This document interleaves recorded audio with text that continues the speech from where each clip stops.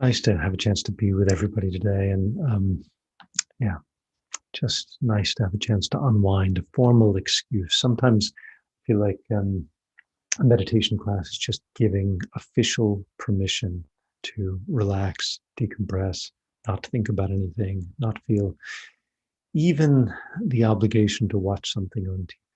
Like you have no obligations. Um, so it's we're very much attuned to activity, right? We're attuned to activity and to the present things, to doing stuff, getting stuff. So I wanted to go a little bit deeper into a meditation that I'd introduced. I forget actually if I introduced it this Saturday or last week on Tuesday, but this meditation on inner sound as a way of moving towards focusing on the absence of things or the absence of activity as opposed to the presence of things. So um, this um, this meditation on inner sound is, you could say, it's like a variation on breathing meditation. Um, in a subtle way, that breathing meditation is tapping into or directing your attention to this continuous, gentle inner rhythm of our breath. And that breath is our life energy, so to speak. It is um, literally, if you are breathing and then you intentionally pause your breathing, you will notice this desire to live arise in your mind. This desire to survive, to keep breathing, right? If you not suggesting this as a breathing meditation, but I'm just saying if you do hold your breath a little bit, um, you'll notice that survival anxiety start to rise, that wish to live, that wish to survive. And so it's for that reason that our breath is literally called our life force sometimes. It sounds a little bit poetic, but it is just that. It is tied to our this deep intention to survive. And it's also tied into this huge system that is our body, this incredible um, system that is unknowable, finally, for us. We think we know our body, but we know very, very little about our body, but we depend on it. So this meditation on inner sound is like a more subtle variation on breathing meditation, where um, what we're doing is we're tapping into the sound, the subtle sound that arises when there's no other noise around us. Um, and it may be like a subtle ringing or buzzing in your ears. Um, some people experience it maybe not even as a sound, but just some like subtle feeling of like some buzzing in their body. Or it's and I on Saturday I likened it to the sound of your refrigerator. If you're just sitting on your couch and there's a little electric engine whirring back there. So the engine of our own body is always kind of whirring in the background. It's always kind of spinning in the background. There's blood flowing and electrical activity and all kinds of other stuff. So with this meditation, all we do is we sit quietly, begin to tap into the feeling of our body. But typically, it's useful to focus on the sound and this quiet underlying, whatever it is, buzzing, humming, ringing, um, and just focusing on that. In a sense, what we're doing is we're focusing on the absence of all of the other noise. Now, if there's background noise around you, if I keep talking and you're trying to meditate, um, you know, still that quiet underlying noise, it's always there. Um, like that quiet underlying buzzing sensation in your body is always there. And if you don't notice anything, then no matter. But we may notice something as we become a bit more quiet. And for people who have spent some prolonged periods in silence, spending some hours or days in, for example, silent retreat or something like that, you will really, you can really tap in to that sound of silence, if you will. That sound, that quiet inner sound, gets a lot louder in the sense that it gets more pronounced when other sounds have died down, or mind kind of taps into that. So as with every meditation, your mileage may vary, as they say. Your personal experience may differ. But what we'll do is we'll just allow ourselves to get quiet and just um, listen for something like that. And then just try to pay attention to that. And because it's a bit subtle, it takes some concentration. And because it takes some concentration, it actually helps us to become more peaceful. So anytime we're concentrating on something intentionally, our mind naturally becomes more peaceful and absorbs into that. And so this allows some of the other extraneous activity to settle down, to die down in our mind. So this is the meditation that we can do together. But as usual, we can start just by taking a deep breath in and out, finding a comfortable position, maybe stretching a little bit if that helps us to relax. We take a couple of breaths just to begin to reset, make sure our body's a bit stretched out and comfortable.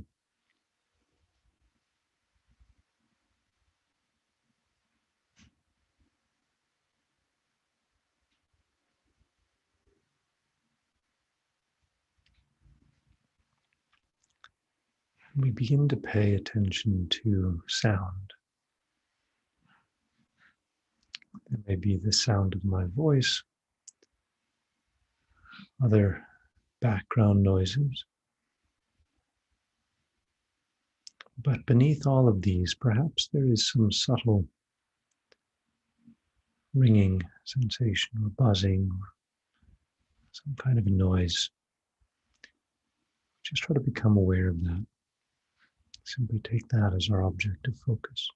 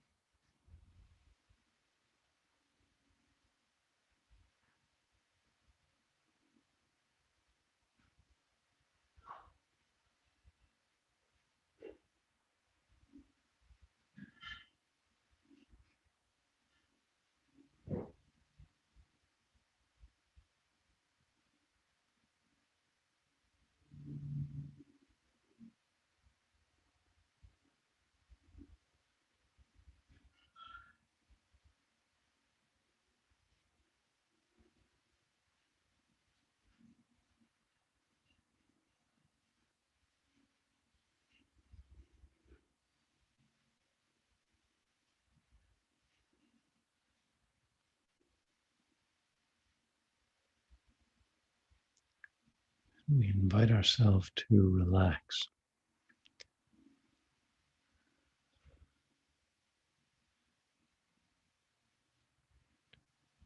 not pushing too hard in our meditation, but just observing and enjoying this quiet inner sound.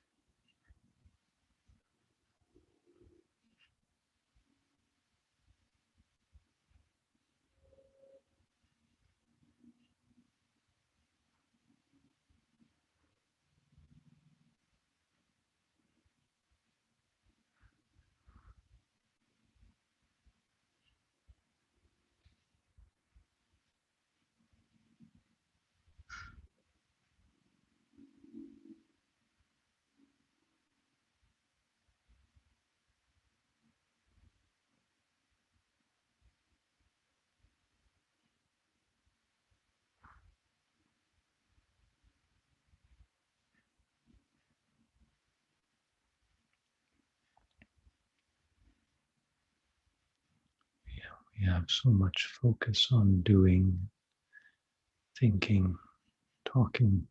It's helpful for us to appreciate the silence.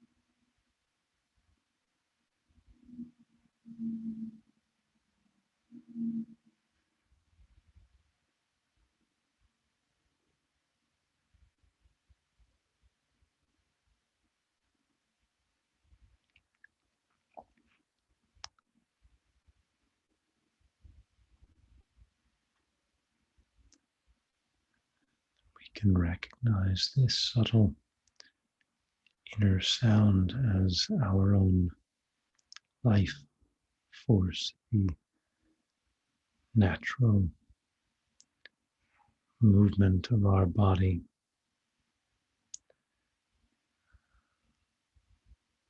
the natural buzzing of our life. And just reflect how incredibly fortunate we are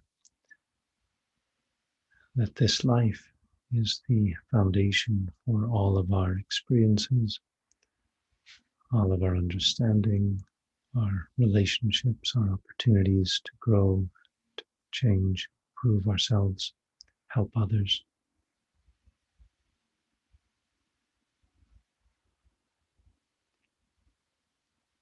So we can just think this life is incredibly precious.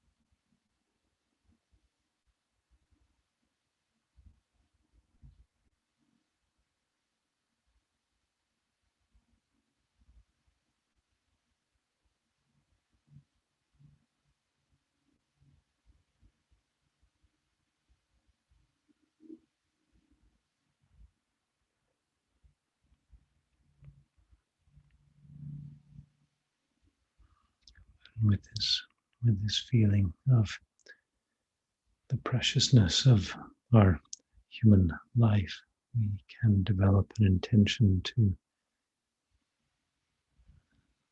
try to seize the very essence of our life now, throughout this class and throughout the rest of our lives. Try to take full advantage of the opportunity that we have.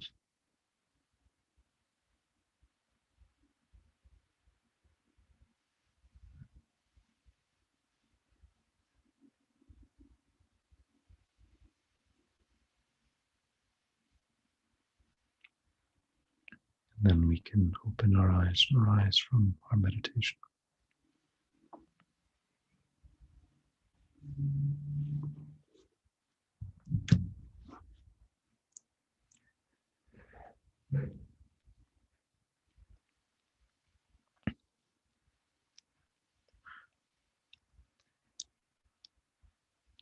So if you were to go into a forest, quiet forest, just hear maybe wind moving through the trees and insects buzzing and so forth, it is not inappropriate to say that is the sound of life, right? That's just what life sounds like.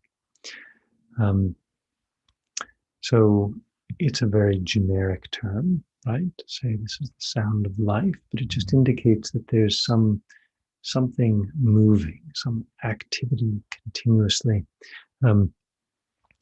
outside. So this meditation is the sound of life internal, whatever is that sound. As I said in the meditation, we tend to focus very much on doing things, right? Getting things, doing things, saying things, thinking things. And that's kind of the the term negative space, right? What's missing, what's absent. Our minds tend to pay attention to what's present, and we tend to ignore what's absent. And so this meditation gives us, it's kind of an easier on-ramp to noticing the negative space, to paying attention to the absence of noise, the absence of distraction, because you, a little bit like biofeedback, you need to pay attention to that inner sound, and disregard all of the other thinking and outer sounds and so forth. So it brings your attention closer to that. When at the conclusion, I kind of took us in this direction of appreciating that this life is, that this is the sound of our own life, and giving some opportunity to reflect on the preciousness of this human life. Some of the teachers my wife studies with, have been saying recently, the amazing opportunity that human beings have is that we have the body of an animal, but the mind, potentially at least the mind of a god. So the body of an animal, but potentially at least the mind of a god. We can have the mind of an animal too, of course. We can have lots of different, I mentioned this before, but in the Buddhist pantheon, there are these 6 realms of existence. The animal realm, very driven by instincts and impulses.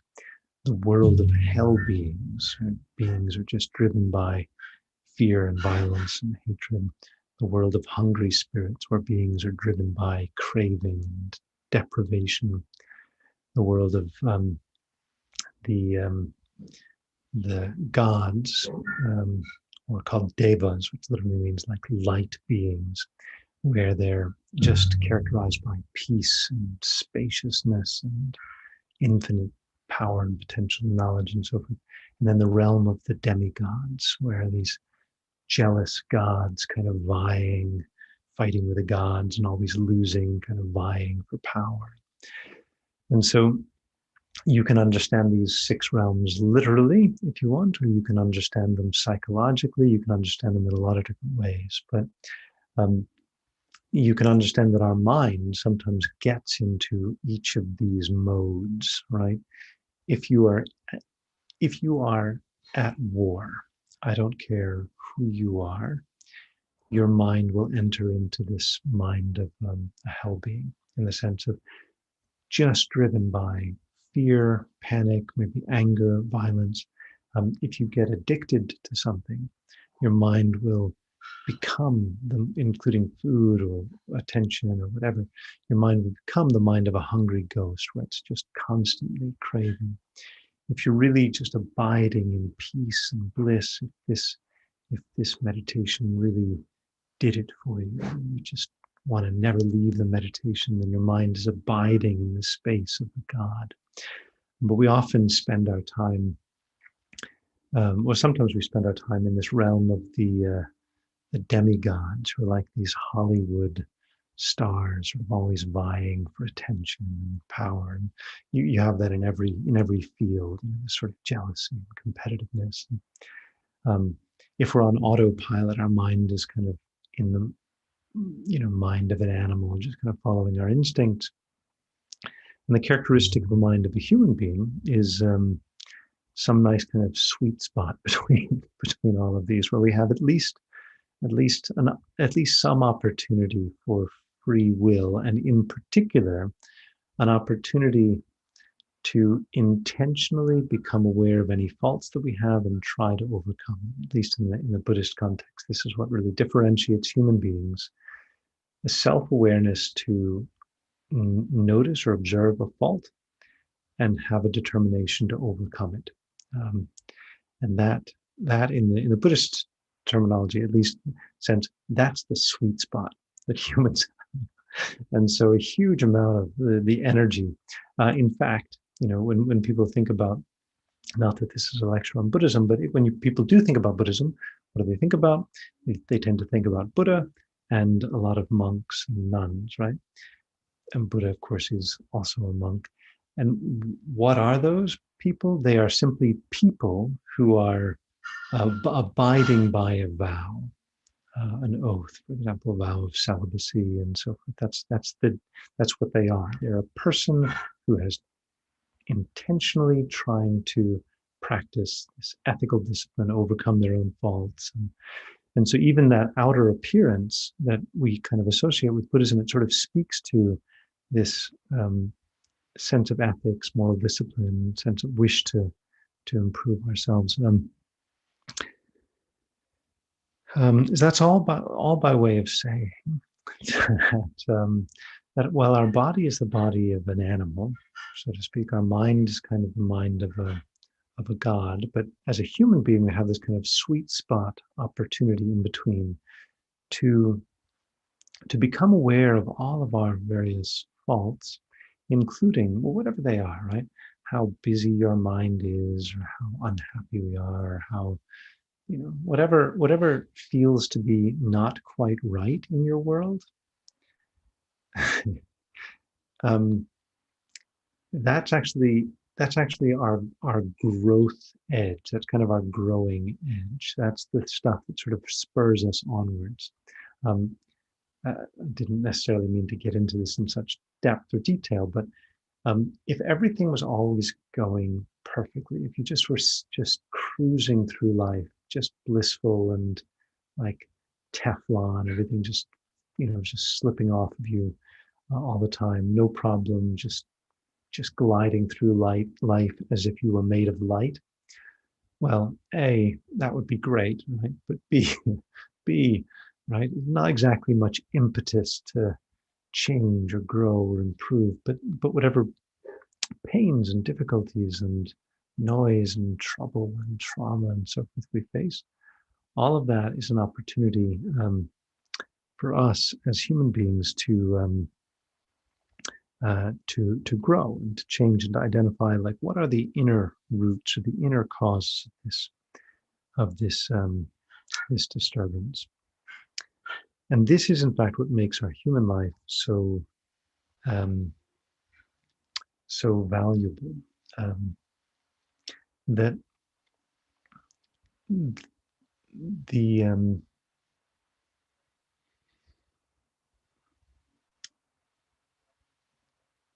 in the world of, because I live kind of in a lot of my life in the world of creating product and software. In the world of creating products and software, there's one prerequisite, which is that someone has to have a problem. If no one has any problems, you can't do anything useful with software. You have to find someone with a problem, then you have to write some software that solves their problem. Then you can sell it to them. It's kind of how it works. And that's what actually creates value. Value is the exchange of something that solves a problem, right? And so value, just by definition, for there to be a value to things, it just by definition, it means moving from a place of pain or problems or dissatisfaction to a place of happiness or satisfaction and so forth. And so, because our human lives are just typically no particular shortage, or at least no long-term shortage of suffering and trouble and problems. Occasionally you get short-term shortages, but it always comes back, some problems.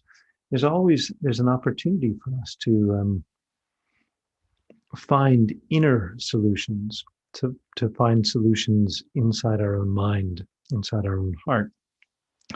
And these inner solutions that we find, for example, learning how to be patient in the face of difficult conditions, or learning how to find peace in the face of disturbing, anxious circumstances, or the tendency of our mind towards anxiety. These are inner experiences that are like precious jewels in our own experience. These inner, you can say, spiritual realizations or inner insights.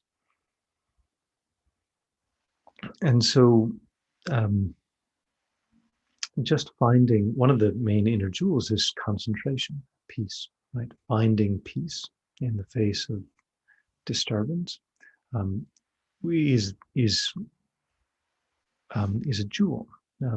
Learning how to come back to a place of peace. So when we're meditating on this sound of inner silence, we are beginning to appreciate the the inner jewel that we already have within us. And sometimes it feels like, oh, these various realizations, they're somewhere outside. They're like distant and so forth. But they're not at all. They're um, every inner realization is really more like exposing this natural potential that we have for peace and for peace in our own heart. And this inner sort of noise, this very quiet life energy that we have, it's also what manifests when we fall asleep, for example, or when you're just a young, baby, and you don't have much in the way of conscious thought going on. But imagine the feeling when you're a baby, being with your mother, and just some sense of peace and contentment and quiet and no worries and none of the complexity of life that your parents are having to deal with. So we can return our mind to that state of peace, um, because it is always with us in a sense. This the same life force that we were born with, the same sort of quiet energy that has sustained our life, this kind of basic biological engine of growth that has sustained our life since we were first born, is still with us, right? Is still, and what we're listening to when we're listening to this inner sound of silence is um, is life, except it's not the life outside in a forest. It's our own life, um, and just like all of the valuable things that we as humans depend on: clean water, fresh air, food, um, medicines, and so forth. All of these things, fundamentally, they come from nature, right? They're not human. I mean, humans process things and transport them and so forth, but we depend upon nature for our survival in this way. So similarly, the inner nature inside of us, this life energy, we depend upon, and it has enormous value. It is, um, yeah, incredible value. So just even appreciating that that the value of our life is an encouraging meditation, and helps us to um, shift our perspective from thinking that there's some outer goal that we need to accomplish, whether that's money or getting stuff or reputation or whatever, or even thinking that progress in meditation is like some outer goal. It's also meditation. Progress is not an outer goal either. It's really just tapping into this this inner potential for peace that we have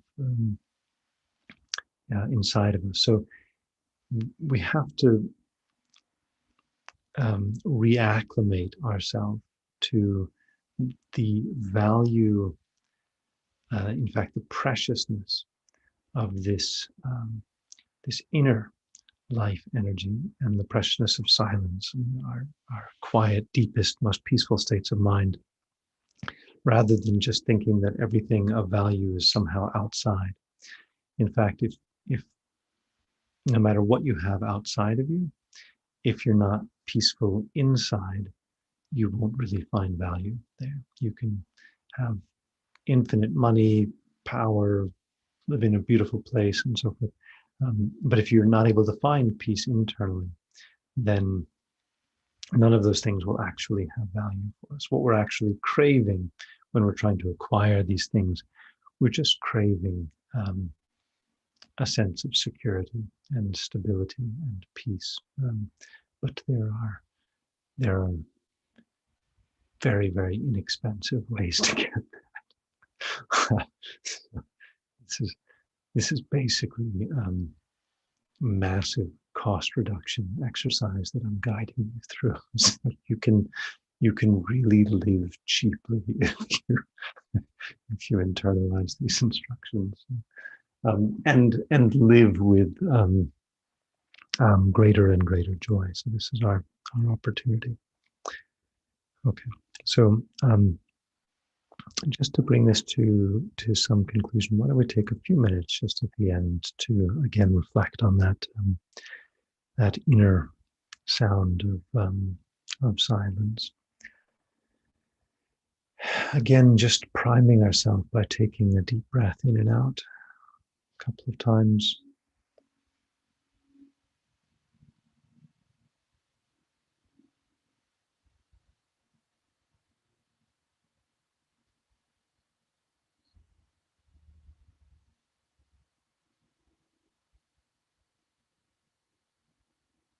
And then we tune into the absence of noise, the quiet, subtle inner sounds.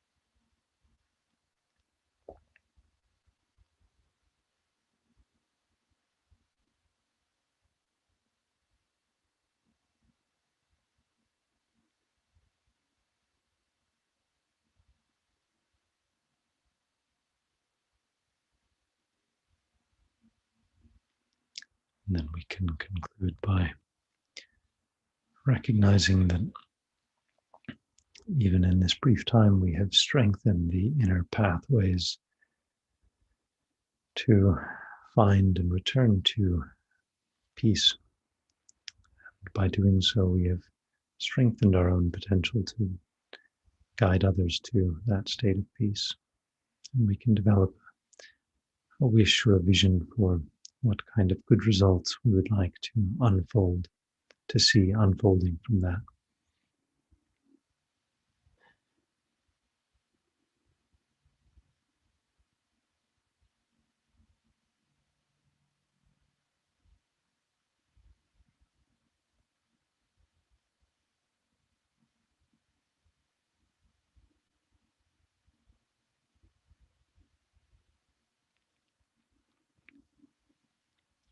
And we can open our eyes and rise from our meditation.